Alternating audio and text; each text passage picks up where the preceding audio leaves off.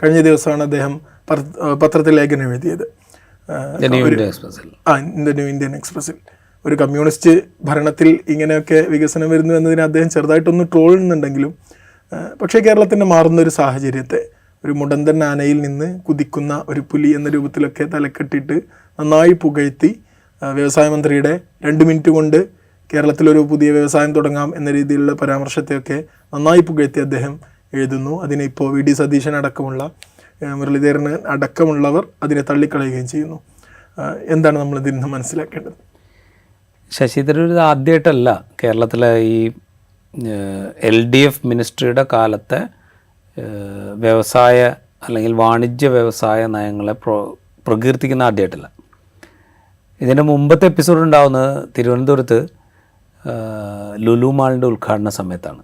അവിടെ ലുലു മാളിൻ്റെ ഉദ്ഘാടനത്തിന് മുഖ്യമന്ത്രി പിണറായി വിജയനും ശശി തരൂരും ഒരേ വാഹനത്തിൽ സഞ്ചരിക്കുകയോ അങ്ങനത്തെ ഒരു പരേഡായിരുന്നു അവിടെ നടന്നത്. അതിനുശേഷമാണ് ഉദ്ഘാടനം. ആ ഉദ്ഘാടന ചടങ്ങിൽ കേരളം മാറിക്കൊണ്ടിരിക്കുന്നതിനെക്കുറിച്ച് അദ്ദേഹം സംസാരിക്കുന്നുണ്ട്. പിന്നീട് പല ഘട്ടങ്ങളിലും അദ്ദേഹം വളരെ കോൺട്രവേഴ്സ്യലായിട്ടുള്ള, കോൺഗ്രസിനെ സംബന്ധിച്ച് കോൺട്രവേഴ്സ്യലായിട്ടുള്ള കമൻസ് നടത്തുന്നുണ്ട്. കോൺഗ്രസ് പ്രതിപക്ഷത്തിരിക്കെ ഭരണത്തിലിരിക്കുന്ന അല്ലെങ്കിൽ നിലനിൽക്കുന്ന സംവിധാനത്തെ കുറെ കൂടെ പ്രകീർത്തിക്കുന്ന വിധത്തിലുള്ള പരാമർശങ്ങൾ അദ്ദേഹം നടത്തുന്നുണ്ട്. ഇപ്പോൾ അതിൻ്റെ ഒരു തുടർച്ചയായിട്ട് നമ്മളിതിനെ കാണണം. വ്യവസായ നയം എന്ന് പറയുമ്പോൾ കേരളത്തിൽ വ്യവസായം തുടങ്ങുക എന്ന് പറയുന്നത് വലിയ ബുദ്ധിമുട്ടായിരുന്നൊരു കാലം നമുക്കറിയാം. കേരളത്തിൽ മാത്രമല്ല, ഇന്ത്യയിലൊട്ടാകെ.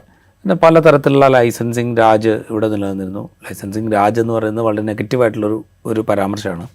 ലൈസൻസിങ് സിസ്റ്റം എന്ന് നമുക്ക് പറയാം.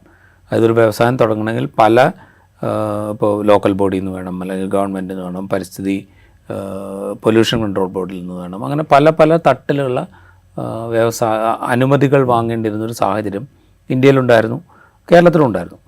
ഈ ലൈസൻസിങ് രാജ് അവസാനിപ്പിക്കുക എന്ന് പറയുന്നൊരു പണി ആദ്യമായിട്ട് ചെയ്തു എന്ന് അവകാശപ്പെടുന്ന, അല്ലെങ്കിൽ അതിന് മുൻകൈ എടുത്തു എന്ന് പറയുന്ന ഭരണകൂടം എന്ന് പറയുന്നത് 1991 അധികാരത്തിൽ വന്ന നരസിംഹറാവു സർക്കാരാണ്.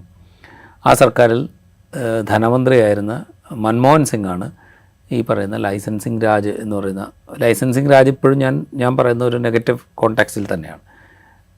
ലൈസൻസിങ് രാജ് എന്നുള്ളൊരു വിശേഷണം അത്ര എന്താ പറയുക ആപ്റ്റാണെന്ന് ഞാൻ വിചാരിക്കുന്നില്ല. അപ്പോൾ അതിനെ അവസാനിപ്പിച്ചു. വ്യവസായങ്ങൾ തുടങ്ങാൻ പാകത്തിനുള്ളൊരു അന്തരീക്ഷം സൃഷ്ടിച്ചു എന്ന് അവകാശപ്പെടുന്ന ആ സർക്കാരാണ്. അതിൻ്റെ തുടർച്ചയിലാണ് ഇന്ത്യയിലെ വിവിധ സംസ്ഥാനങ്ങൾ ഈ പറയുന്ന വ്യവസായങ്ങൾ കൂടുതൽ എളുപ്പത്തിൽ തുടങ്ങാൻ പാകത്തിനുള്ള സാഹചര്യങ്ങൾ സൃഷ്ടിക്കാൻ വേണ്ടിയിട്ടുള്ള അതിന് വേണ്ടിയിട്ടുള്ള നടപടികൾ, നിയമവ്യവസ്ഥകൾ മാറ്റുന്നത്, ചട്ടങ്ങൾ മാറ്റുന്നതൊക്കെ. അതിൻ്റെ തുടർച്ചയെ നമ്മൾ ആലോചിച്ച് കഴിഞ്ഞ് കഴിഞ്ഞാൽ 1996 അധികാരത്തിൽ വരികയും 2001 വരെ നിലനിൽക്കുകയും ചെയ്ത EK നായനാർ മന്ത്രിസഭയിൽ സുശീല ഗോപാലനായിരുന്നു അന്ന് വ്യവസായ വകുപ്പ് മന്ത്രി.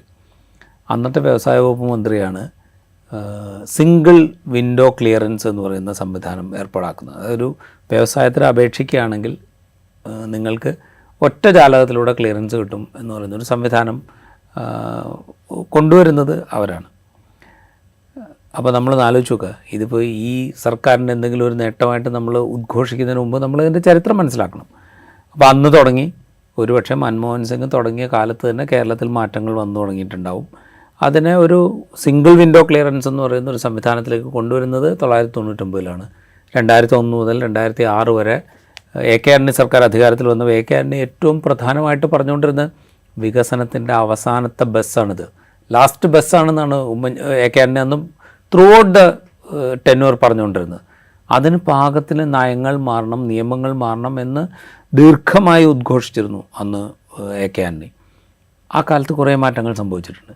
അതിനുശേഷം വന്ന 2006 മുതൽ 2011 വരെ അധികാരത്തിൽ VS അച്യുതാനന്ദൻ സർക്കാരിൻ്റെ കാലത്ത് നമ്മൾ കേട്ടതെന്താ, അന്ന് എളമരങ്കരിയുമായിരുന്നു വ്യവസായ വകുപ്പ് മന്ത്രി. AK ആൻ്റണി അപ്പോഴത്തേക്കും പ്രതിരോധ വകുപ്പിന് ചുമതലയായിട്ട് കേന്ദ്രത്തിൽ പോയിട്ടുണ്ട്. അപ്പോൾ അന്ന് നമ്മൾ കേട്ടതെന്ന് വെച്ച് കഴിഞ്ഞാൽ കേരളവും കേന്ദ്രവും ഭയങ്കരമായി സഹകരിച്ചുകൊണ്ട് കേരളത്തിൽ വ്യവസായ സ്ഥാപനങ്ങൾ ഇതാ വരുന്നു. അന്ന് എളമരങ്കരുവിനെ ഏറ്റവും അധികം പ്രശംസിച്ച ആൾ AK ആൻ്റണി എന്ന് പറയുന്ന കോൺഗ്രസിൻ്റെ പ്രവർത്തക സമിതി അംഗവും പ്രതിരോധ മന്ത്രിയായിട്ടിരുന്ന മനുഷ്യനാണ്. വളരെ പോസിറ്റീവായിട്ടുള്ള നിലപാടുകൾ എടുക്കുന്നു, അതുകൊണ്ട് കേരളത്തിൽ മാറ്റങ്ങൾ വരുന്നു എന്ന് പറഞ്ഞത് AK തന്നെയാണ്. LDF സർക്കാർ അധികാരത്തിലിരിക്കെ എളാവരങ്കരയും വ്യവസായ മന്ത്രിയായിരിക്കുക അന്ന് പ്രകീർത്തിച്ചത് AK ആൻ്റണിയാണ്. അപ്പോൾ അതിനുശേഷം 2011 മുതൽ 2016 വരെ ഉമ്മൻചാണ്ടി സർക്കാർ ഇരിക്കുന്നു. ഉമ്മൻചാണ്ടി സർക്കാരും ഒരുപാട് കാര്യങ്ങൾ മുൻപോട്ട് വച്ചിരുന്നു. പലതും നടന്നില്ലോ എന്നുള്ളത് വേറെ പ്രശ്നമാണ്. ഇപ്പോൾ നമ്മൾ എന്താ പറയുക, ഒരു കണക്കെടുപ്പ് നടത്തി കഴിഞ്ഞ് കഴിഞ്ഞാൽ ഇപ്പോൾ കണ്ണൂർ വിമാനത്താവളം അത് നേരത്തെ സജഷനായിട്ടുണ്ടായിരുന്നു, അത് മുമ്പോട്ട് കൊണ്ടുപോയത് ഉമ്മൻചാണ്ടി സർക്കാരാണെന്ന് നിസ്സംശയം നമുക്ക് പറയാം. അതുപോലെ കൊച്ചി മെട്രോ അത് മുമ്പോട്ട് കൊണ്ടുപോയത്, അത് നേരത്തെ പല തർക്കങ്ങളും പല സംഭാഷണങ്ങളും ഉണ്ടായിരുന്നു, ചില ധാരണകളുണ്ടായിരുന്നു, പക്ഷേ അത് മുമ്പോട്ട് കൊണ്ടുപോയത് ഉമ്മൻചാണ്ടി സർക്കാരാണ്. അങ്ങനെ പല സംഗതികളിലും മുമ്പോട്ട്. വിഴിഞ്ഞം പ്രോജക്റ്റ് നേരത്തെ ഒരു കരാറുണ്ടാക്കാൻ ശ്രമിച്ചിരുന്നു. നമ്മൾ നേരത്തെ സംസാരിച്ച AK ആൻ്റണിയാണ് അതിന് AK ആൻ്റണി പ്രതിരോധ മന്ത്രിയായിരിക്കും, പ്രതിരോധ മന്ത്രാലയത്തിന് തടസ്സം കൊണ്ടാണ് മുന്നോട്ട് കൊണ്ടുപോയിരുന്നത്. പക്ഷേ ഉമ്മൻചാണ്ടി സർക്കാരിൻ്റെ കാലത്ത് അത് അദാനി ഗ്രൂപ്പുമായിട്ടുള്ളൊരു കരാറിലേക്ക് എത്തി. അങ്ങനെ പല കാര്യങ്ങളും അന്ന് മുമ്പോട്ട് പോയിട്ടുണ്ട്. അതിനുശേഷമാണ് 2016 പിണറായി വിജയൻ സർക്കാർ വരുന്നത്. അപ്പോൾ ഇതിൻ്റെ ഒരു കണ്ടിന്യൂവേഷനാണ് ഈ നടക്കുന്നത്.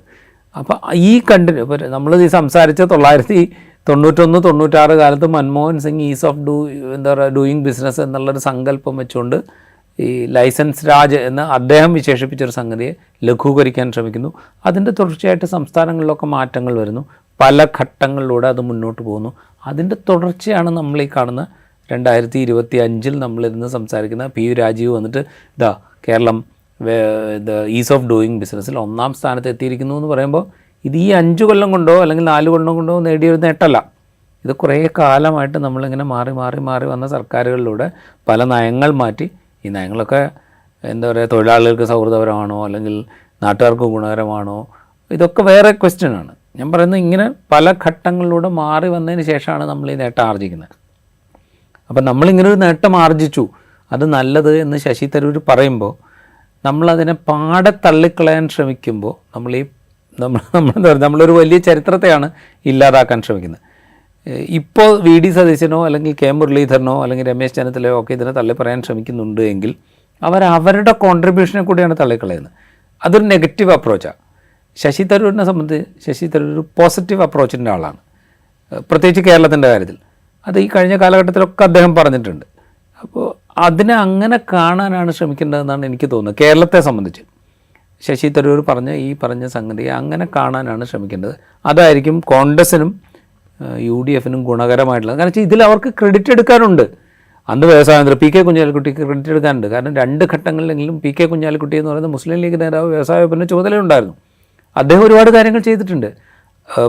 AK ആൻ്റണി എന്ന് പറയുന്ന മുഖ്യമന്ത്രി അല്ലെങ്കിൽ ഉമ്മൻചാണ്ടി എന്ന് പറയുന്ന മുഖ്യമന്ത്രി, അവർക്ക് ക്രെഡിറ്റ് എടുക്കാനുണ്ട്.